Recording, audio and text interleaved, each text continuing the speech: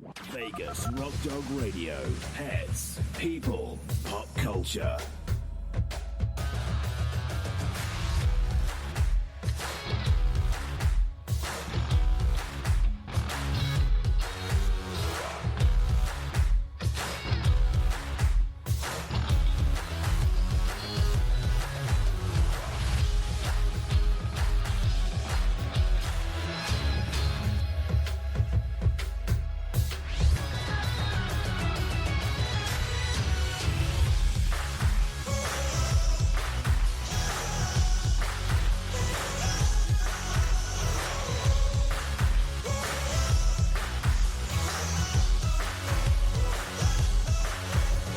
Bring on the host, Sam, the queen of rock and roll dogs. Hello everyone, I'm Sam, the queen of rock and roll dogs and the host of Vegas Rock Dog Radio. On today's show, I'm talking about our trip back home to the United Kingdom and other great news from around the world when it comes to animals, so stay right there.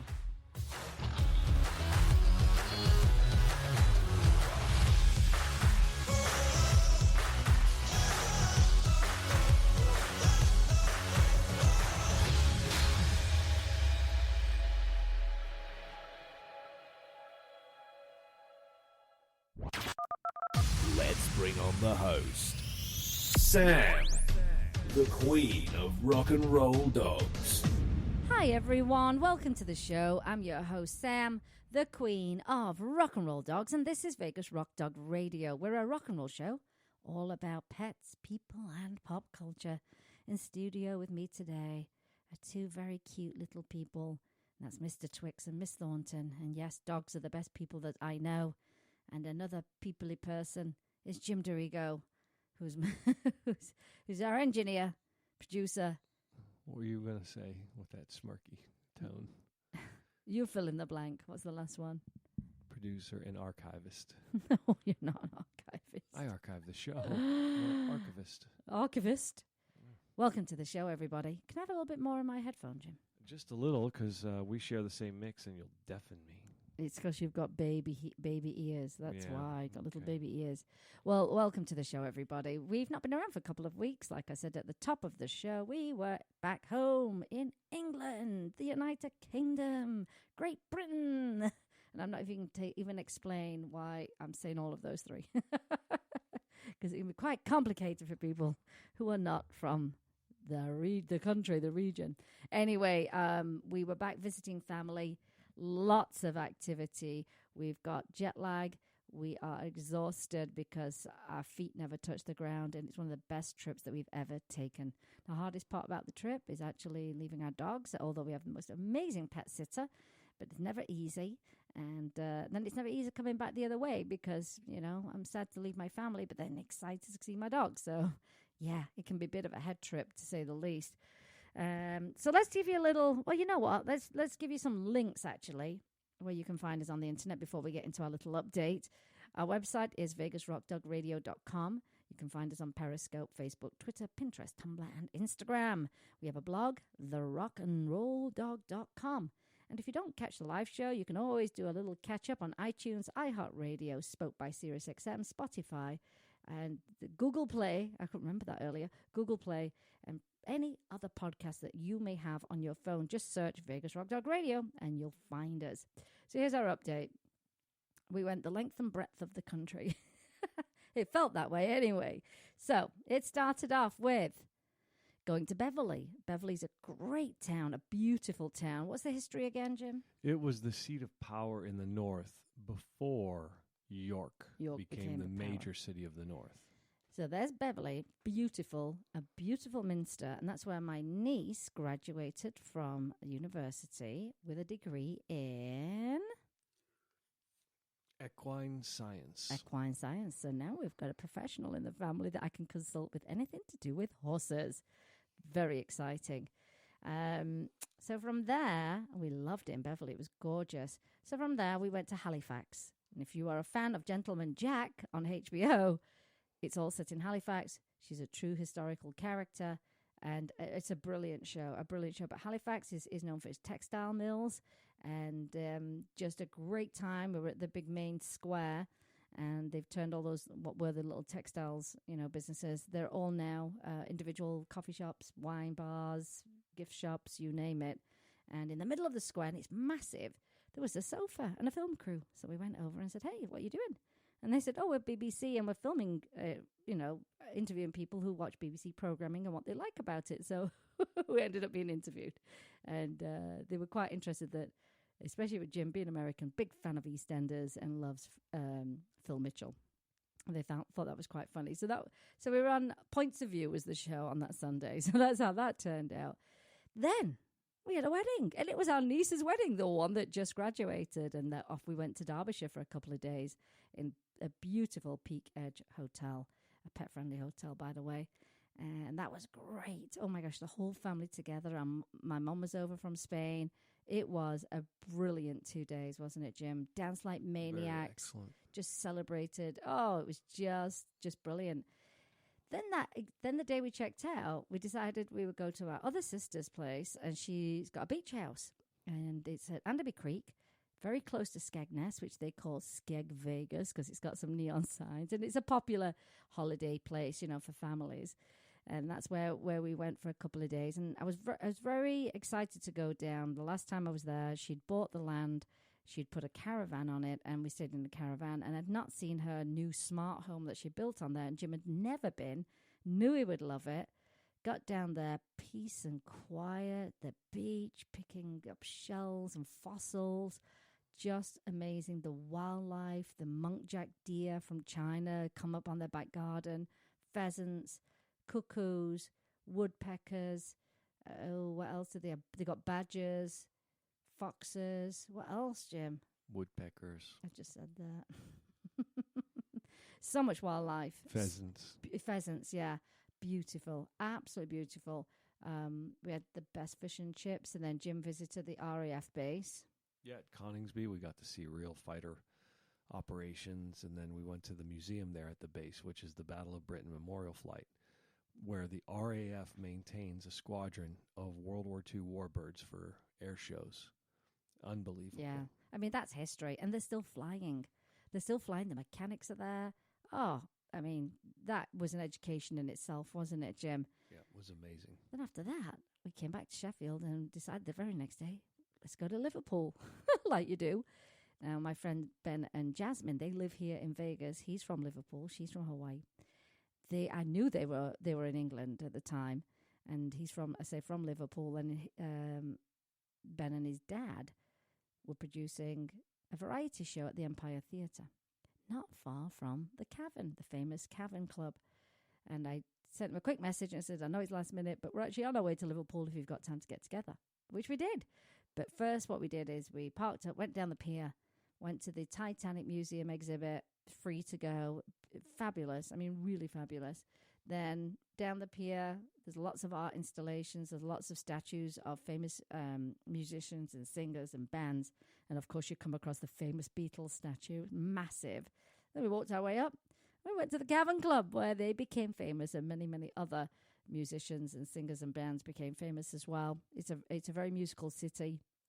Lots of money has been pumped into it. And, what was that a great day, Jim? It was excellent. And then we met up with Ben and Jasmine, and we went to Greg's. Greg's is known for it's the best bakery ever, and tried vegan sausage rolls, and it was just a really nice time, wasn't it? Yeah, it was very good. No, it was raining most of the time. I was hoping it was raining because I get sick and tired of the sun when you live here.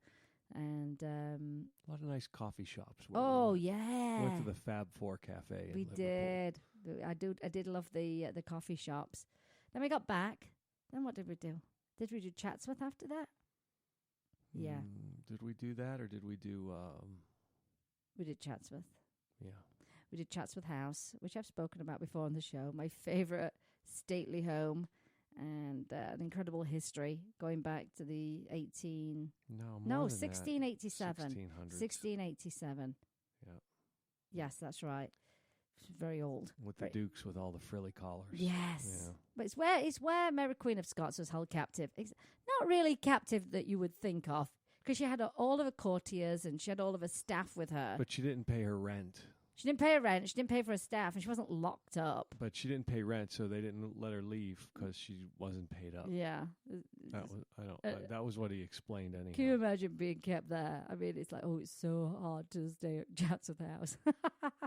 Great thing is, it was decorated for Christmas, so the house theme was Amelia Earhart and Phileas Fogg, and they just closed this exhibit, their dog art exhibit, with art of the dog within the house around the grounds. But some of the statues and pieces, art installations were still up. So I was really happy to see that. And, of course, very happy to see lots of people there with their dogs, which is what you see everywhere you go in England. People have their dogs with them. They just do. They're in pubs.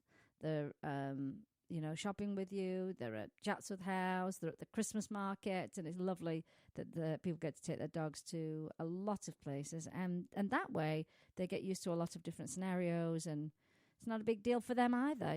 They're just like, oh, yeah, we're going on the train. Oh, yeah, we're going down the pub. And it's lovely to see that. Really, really lovely. We also saw a group of people. They have a Facebook group for their Old English sheepdogs. And they were having a photo up on a what was it, a hayride thing? Yeah, they had big working Shire horses on a trailer, and they had these sheepdogs that you can ride the hayride with the sheepdogs. So I took a couple of photos, and I'll be posting everything, animal related on my social media pages because, it was great. It was such a great trip. But then it did start to rain a fair bit. And we ended up going to Meadowhall, which is the big shopping mall, and behind it is the River Don. Now, 2007, the banks burst, and it was bad, and they had to put flood defences in. Well, we got there. We didn't know about any warnings. I don't think there were any at that time, in all honesty. And there were 6 of us, 6 family members, and we did a bunch of shopping, and we'd bought Christmas pajamas and had a coffee, and just having a great time. And then family members were messaging that it was pretty bad outside. They say that the River Don might break its banks again, which is right next to the mall. So one sister decided to leave, and an hour later she texted back and said, still haven't left the car park. I'm still here. Can't get out the line. It's gridlocked.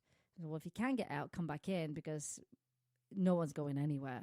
We've been told we might have to stay overnight. And 4 hours later, she was still stuck in a car. But by the time she got to the exit, the police turned her around and said, go back to Meadowhall. It's dangerous. Luckily, we were there. It's easier if you're stranded with a bunch of your family members. Anyway, we'd already holed ourselves up in a coffee shop, Kofika, on the 2nd floor. And they had 2 floors as well, so we were safe. And we'd bought chargers and cables for our phones, food, coffee, tea. And then for a laugh, we decided we'd put on those Christmas pajamas, take a photo, and just make the most of it and take some videos, which other people did as well. And my twin sister, who wasn't with us, but she took the photo and she posted it on Twitter. And she put a couple of hashtags, Sheffield Floods and Meadowhall. Well, next morning, she's waking me up.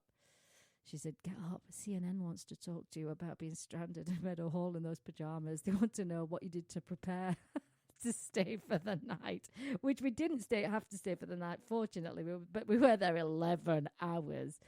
Anyway, it went viral. It went really viral to the point where the very next day, which we decided we're just going to stay home for the day, all I did was interviews all day. Interviews by phone, interviews by FaceTime, interviews by email. I did an interview from my nephew's bedroom with Sky News. So that was national and international, all around the world. We had a film crew from the BBC come to the house. It was just comical, you know what I mean? How we'd, kind of made the most of it. And, we were in all the newspapers, The Sun, Daily Mail, Daily Express, The Times, Yahoo UK Online, of course, all those social media outlets, Manchester Times, I think they call it, the Star, which is our local newspaper. It was hilarious. Yeah, but as much fun as you guys made out of it, was a very serious event. I mean, the flooding, and they're still having trouble. Yeah. Oh, yeah. No, with what's going on right now. Actually, still a couple raining. of people actually lost their lives. Yeah, it's still raining. And that's something that I mentioned in the interviews. I said, we knew it was serious, but we weren't panicking and freaking out. We had a plan together. It's easier when you're with your family. I mean, if you were by yourself, that would be hard. Or a lot of young kids had come down because there's going to be a big concert to turn on the Christmas lights, and they'd not driven there because they're young, and then they couldn't get back. They couldn't leave. And so it's a different experience for them than it was for us, most they definitely. shut buses and trains service. No trams, nothing. I mean, zero. And, but here's the thing. Here's a good thing. The mall has everything you need. It doesn't it, Jim? Yeah. And we did have a lot of those pajamas. But, I mean, I can't imagine if you were someone that has to take medication and you're not home.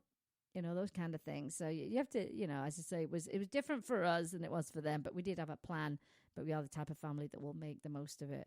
And that's exactly what we did. So, and then following Chatsworth, we stayed at our niece's new house near Manchester Airport, which is great. And that was the end of the trip. So as you can imagine, we are very, very tired. Very tired, but very, very happy at what a great trip we had. And of course, very happy when we got to pick our dogs up. And they were tired because they had played with other dogs that were staying at our pet sitters for 2 weeks straight. I mean, they got a lot of socialization and fun, didn't they, Jim? So...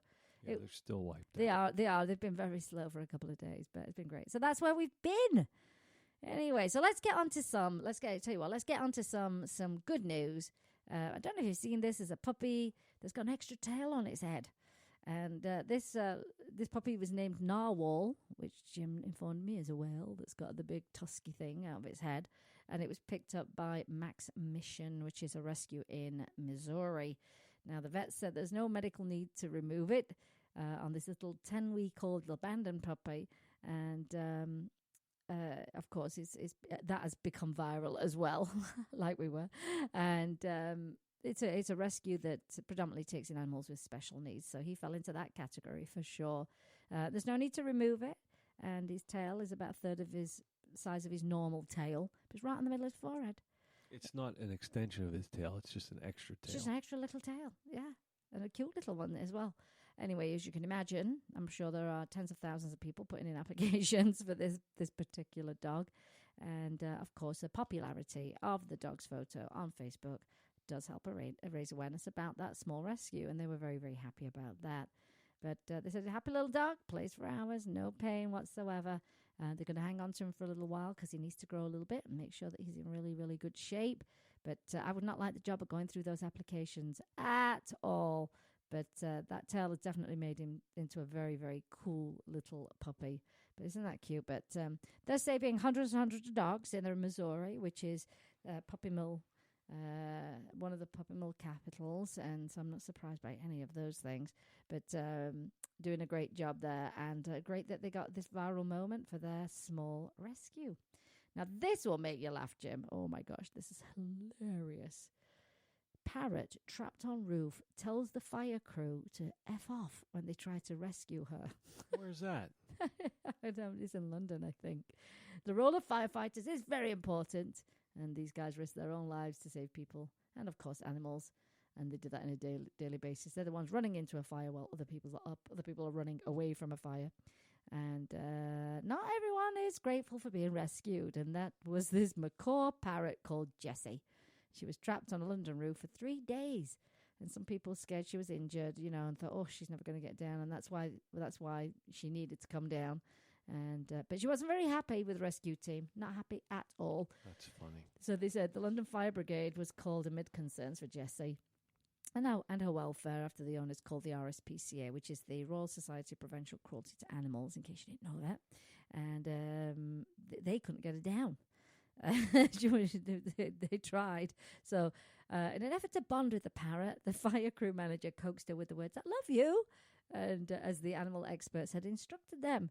And London Fire Brigade Watch Manager Chris Swallow, who was at the scene, explained that the crew manager was the volunteer willing to go up the ladder and try and bring cute little Jessie down. Anyway, but while Jessie responded, "I love you" back, we then discovered that she had a bit of a foul mouth and kept swearing, much to our amusement. He added that the bird also spoke Turkish and Greek, so they tried to tell her to come down in those languages too. She just kept ignoring them, basically. And yet she soon flew off to another roof and then to a tree, and everyone saw she was fine and uninjured. And she wasn't that grumpy as she seemed after all, and she was perfectly well, and they finally reunited her with her owner.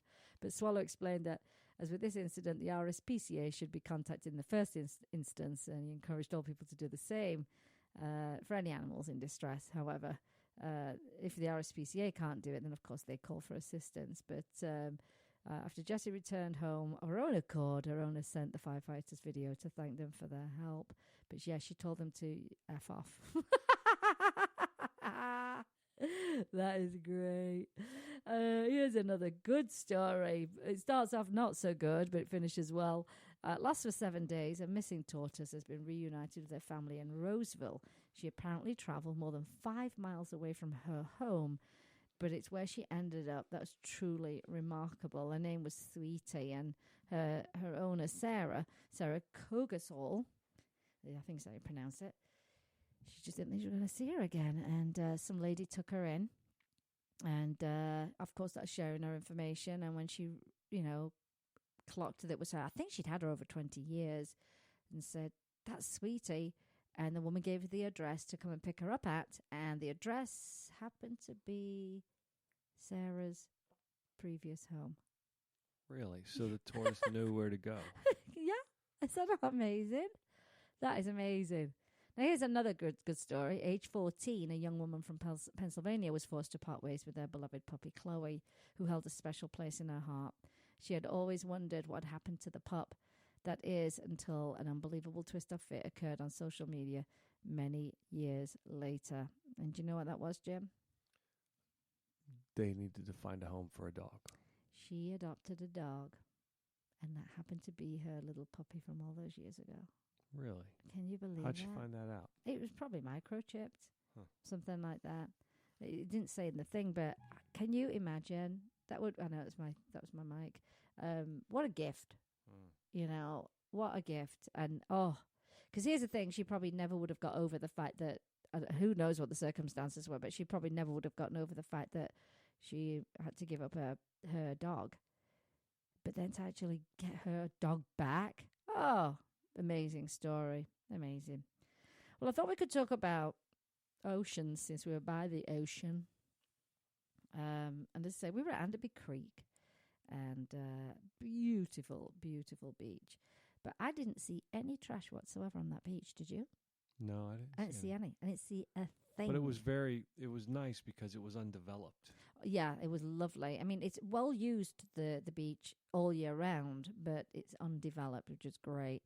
But they have a program where you come and help clean up, and they have bags and stuff for you to use, and then your reward is tea, biscuits, and cake. I'd be all about that, Jim. So I thought that was great. I thought that was really good. But you've had more of those programs, and they're also very social, aren't they? It's a very sociable thing to do, to be with other people. You're helping the environment. You feel good, and you get your tea and cake at the end of it. It's very British, isn't it? Mm-hmm. Well, it was like that after our niece's graduation in the Minster. It was tea, coffee, and homemade cakes. Yes. It was very, very lovely, wasn't it, Jim? I had 2 slices. Did you? I didn't know that. Here's some good news talking about the oceans. So get this. 18-year-old Fionn Fiera from Ireland just won $50,000. And it's a Google Science Award for his work in removing microplastics from the ocean. The teenager won his first prize at the Google Science Fair 2019 amongst 100 other competitors. And Fionn's new method for extracting microplastics, as in microbeads, involves the use of ferrofluids and magnets. And his innovative approach manages to remove over 87% of microplastics from test samples. It's phenomenal. I'll have to look that up. That sounds interesting to me. Currently, very little is done to prevent plastic microbeads and their interference with nature on a global scale. They are commonly used in cosmetics, end up in wastewater, are easily mistaken for food by animals, becoming part of the food chain. And I know that they said they pretty much all the sea life has plastic in their bodies. Terrible. It's not right, is it? And if the 18-year-old can use the $50,000 to show this method can scale, it could allow countries to deal with microplastics globally at an industrial level. See, young kids, they see things from a different direction sometimes, don't they, Jim? Mm-hmm. But that is brilliant. That is absolutely brilliant. Now, here's another thing, and this is probably, I think, is this my last one? I've just got a couple more stories. It's kind of a short show, I think, today, don't you think? Might be, yeah. Yeah, we probably need to take a break soon, too. Well, actually, let's do a quick break now before I continue on with the rest of the news. So you're listening to Vegas Rock Dog Radio. We've got more good news coming up in just a moment. Vegas Rock Dog Radio. Pets, people, pop culture. How long have we been going? Pet Scene Magazine is dedicated to Las Vegas pets and the people who love them. It's a source of news and information for pet lovers, as well as offering valuable coupons and specials on pet products and services. Find them online at www.lvpetscene.com or look for them on Facebook. Vegas Rock Dog Radio.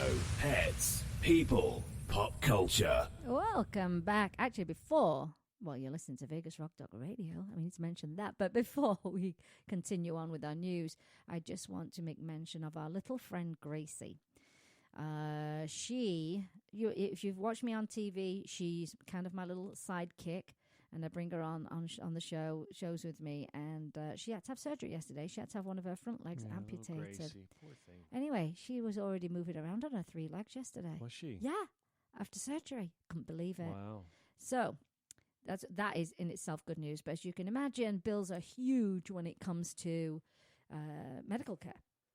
Not just, surgeries, but the aftercare as well, the medications. It's a lot. Anyway, so I decided what I'd actually done. So unfortunately, Gracie's mom lost she lost 2 of her pets. She lost In the last month and a half. Yeah, she lost Francie, a cat, and then she lost Odie. And I'd designed for her a notebook with Odie's image on the front. It said "Love is blind" because he had no eyes. And give it as a gift. But we decided, after talking about the expense of all this medical care, that I would release it on Amazon, this notebook, and $10 from every single book will actually go to her aftercare. So I'm going to link that up for you because it's going to be a little bit of a long road. She's got rehab and all that stuff, and it's not cheap. I think one of the tests was $3,000. No joke, a test. So I just wanted to make mention of that, and that's a way that we can help raise money for her. I'm also releasing this coming week, my winter series of notebooks with a cute little robin redbreast that I drew and painted. And it's going to be on 5 different notebooks, but all with this winter theme, with the same little red robin redbreast that needs a name because I don't have a name for the bird. That's going to be coming out. One of them is going to be a gratitude journal. What I'm grateful for today is one of them. There'll be a notebook. There'll be a dot grid journal, that kind of thing. And I'm also releasing a black and white notebook called Catitude. And it's, again, a design of one of my sister's cat, Feisty Two Socks. It's a really cool black and white drawing that I did, and it says Catitude on the front, and that's going to be a journal, and that's going to be released next week as well. And then the Christmas and probably the Hanukkah ones will be coming up shortly. So we're catching up. We're catching up since our trip, but we're catching up. But I wanted to make mention of that. I also want to make mention of my little friend Tulip, who passed away this week. And I also want to make mention of our little friend Daisy, who they found a tumor on her heart. And it's just, I've got some friends going through very, very difficult times right now with their pets, and it's simply heartbreaking. And it's not fair. It's just not fair. That's how I feel. Oh, and also to mention Bella, our friend Bella, who passed away as well this week. I mean, it's been a very difficult time for lots and lots of our friends. So we're sending all of our love to them. But if you can definitely participate in the fundraiser for Gracie, she'd be great. So grateful. And it's been some difficult times there for our friends and their pets. I found this article, Jim. It's fairly new, actually. Actually, it's this month, and it was a longitudinal evidence of the impact of dog ownership and dog walking on mental health. We talk a lot about mental health, don't we? We walk the dogs all the time, so Oh, I'm interested in why this. is my microphone squeaking every time I move it? You shouldn't be grabbing it when you're talking. But I need to move it. No, you don't. Go on, then. I know, Mr. Twix is out of control. He's out of control, licking one foot. I hope you can't hear that. It's the one sound people don't like when they're in bed at night. You know, you just settle down to go to sleep and it starts that licking. You go, what is going on? Well, this study, and we've talked about decompression walks. And they're mainly for dogs, but really they're for you as well when you think about decompression walk. But this is great research. The abstract, the background is emerging evidence supports the physical health and social benefits of dog ownership. This study examines the longitudinal effect of dog ownership and dog walking on mental health. And the methods they use, so data from a cohort of 1,023 participants taking part in the Residential Environments Project in Perth, Western Australia, were collected over a 2-year period. That's baseline and follow-up.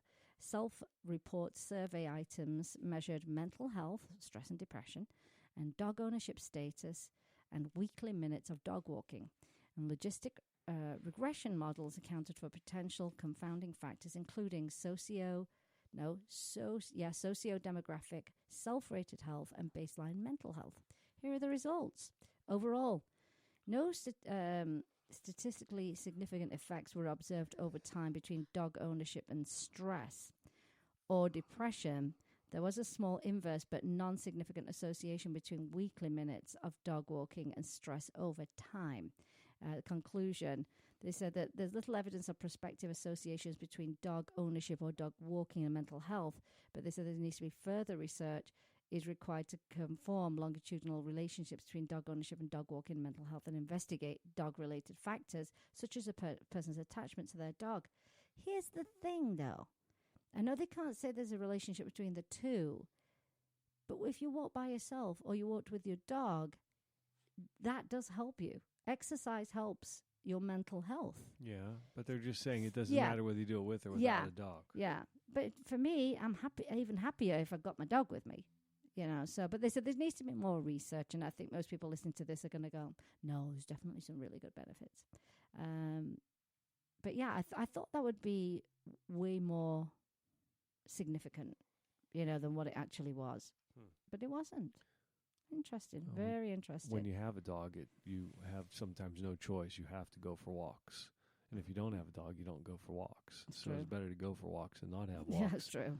And then have the motivation because you have to take your dog because ours demand walks. They do. Yeah. Oh, there's no getting away with that. They're going to demand one as soon as we're done with the show today, probably. You've just said that word 3 times and their ears are up now. I know that. So don't be surprised if they start bugging you in a minute. Psychic pets. Do you have a psychic pet link between you and your pets? I always say they're psychic because in your mind you can say, let's go for a walk. Yeah. But in your mind you say it. And then they start looking at you like, yeah, let's go. So anyway, this is what's interesting. Why is it that you can often feel that someone is staring at you? How do pigeons home? You know, and the homing pigeons. These are just some of the simple questions posed by Dr. Rupert Sheldrake. Witness firsthand the dramatic answers in easy, inexpensive experiments you can perform for yourself. The results could very well change how you view the world. And it's based on a book called 7 Experiments That Could Change the World, a do-it-yourself guide to revolutionary science. It was released in 1996 by Wellspring Media, and Dr. Rupert Sheldrake, produced and directed this documentary. I'm going to link it all out so you can actually watch it. I think it's about an hour long. But there's one thing that they show you, and that's, homing pigeons. Okay, so they have homing pigeons leave from a hut, and a hut that's on wheels, and then they move the hut, and guess what? They came back to the hut, even though it was in a completely different place they'd never been to before. So they didn't get back to their home. They went back to their hut. hut. The hut was moved, and they somehow knew where the hut was. I heard that they have the ability to read the magnetic waves of the earth. Oh, really? That's what I heard. Could be a little bit like that. Maybe that tortoise was psychic as well, that made its way back to its old home. Could have been. It's interesting, isn't it? Animals, I'm telling you, They're quite complex little creatures, aren't they? Mm-hmm. I mean, think about, is it the bee that knows how to mathematically knows how to do a perfect hexagon? Oh yeah, Octagon. The worker bee. Octagon, hexagon. No. Hexagon. Is it? I think so. But they're perfectly formed mathematically. Mm-hmm. Amazing. Absolutely amazing. What was that documentary we watched at my sister's house with the birds that were mating, how their mating call and the things that they it was do? Like the top birds that have strange rituals and dances and they build monuments. Yeah. Or have moves. Yeah, they would build these monuments to attract the female bird. Then they do dances. Then there was these crazy dances. It was brilliant. I have to say that documentary was so interesting and funny. It was really funny. If I can find it, I will definitely share it with you. But it was very good, wasn't it, Jim? Yeah. I'm having issues with my mic today. Stop grabbing the mic. What 'Cause the the more you heck move is it, the more going you're on? loosening it. Just leave it in place. It's driving me crazy with that. So what we got coming up, let's think about what we've got coming up. We've got, I'm involved once again with Murray Sawchuk, celebrity magician. You might have seen him on America's Got Talent. I'm once again working with Murray to raise money for animal rescue through his show that's going to be on December the 20th at the Tropicana Hotel inside the Laugh Factory Theatre. So that's coming up. Tomorrow night, we're going to see Piff the Magic Dragon. I met Piff a couple of weeks ago. And you will have seen him on America's Got Talent. There you go. And he's known for his comedy. He's a dragon. And his little sidekick is Mr. Piffles. And he is a psychic chihuahua. He's a psychic chihuahua. So I'll be seeing his show. Well, both of us will tomorrow night. What else have we got coming up as far as fundraising? Actually, there's going to be a big pet supply fundraiser at Barks Parks coming up soon in Vegas, and that's going to help a lot of rescues out. And I feel like there's one more thing that I'm involved in, and it's not coming to mind. Can't think what it is. No idea. It'll come. Maybe on the next show. And talking of Christmas, I've already got my Christmas tree up. I know. But here's the thing. If your Christmas tree makes you happy, put it up. Put it up early. I've been watching all the Hallmark Christmas films. It's been great. Yeah. I've got my Christmas pajamas on right now. My favorite films. Yeah, I love them. And I know the plots are always the same, but they're always feel good, and there's nothing wrong with feeling good whatsoever. So yeah, lots happening, and I'm looking at things that I can involve my dogs in. The Ethelham's Chocolate Factory. I know for a fact we can take our dogs there to tour around the cactus gardens that they decorate in a fabulous way for Christmas. There is and I can't take my dogs on this one, but there's a train ride, and a 90-minute train ride, and it's the pajama train ride, which I'm an expert now wearing pajamas in public. So it's hot chocolate and biscuits, cookies, and it's a 90-minute ride, and the story time, which I think is lovely. There's also the Electric Light Parade that's going to be happening in Boulder City. One thing I will say about parades, particularly the ones in summer, don't take your dogs to parades that are really boiling hot. Don't take your dogs to parades that they don't like people.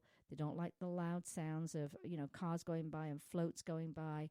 And generally, if they don't enjoy it, don't put them through that. It's not fair. It's really not fair. Same with the night parade. It's going to be really cold. So if you are going to take your dogs, got to wrap them up.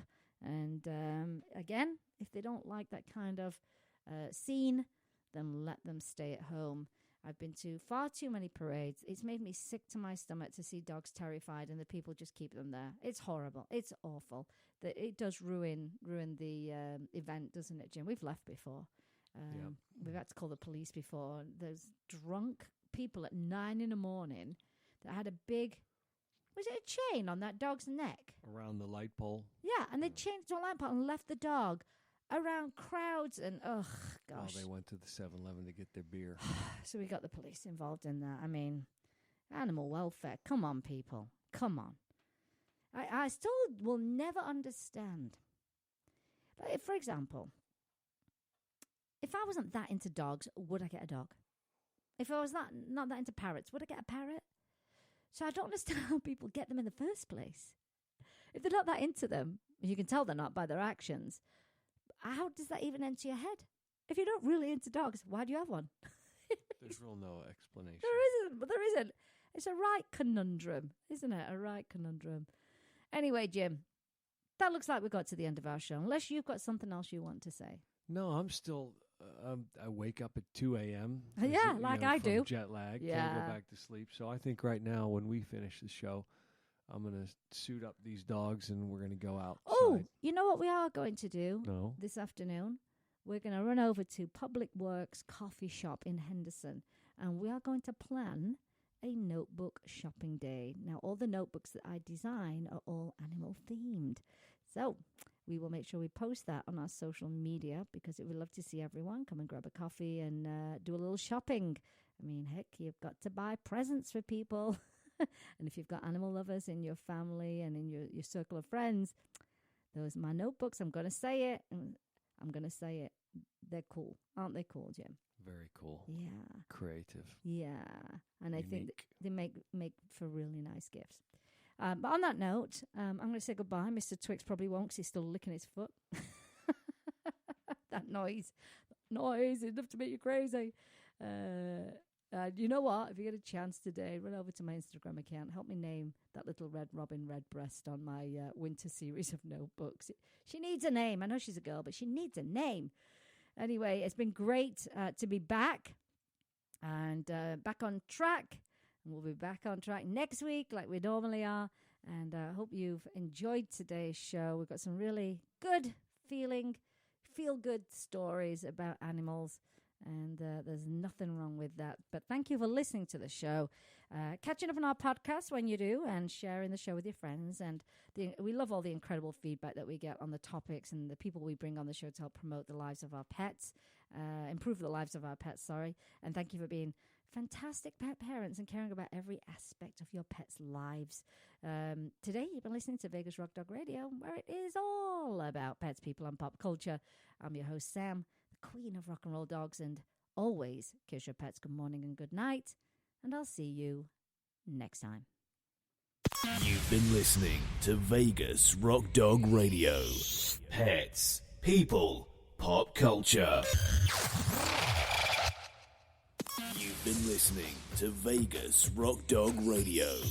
Pets, people, pop culture.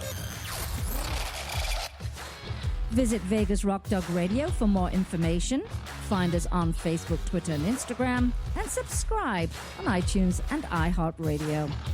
And remember, give your fur babies a big kiss from me, Sam, the queen of rock and roll dogs. You must not rely on the information in this broadcast from our hosts as an alternative to medical advice from your veterinarian. If you have any specific questions about a medical matter regarding your pets, you should consult your veterinarian or specialist.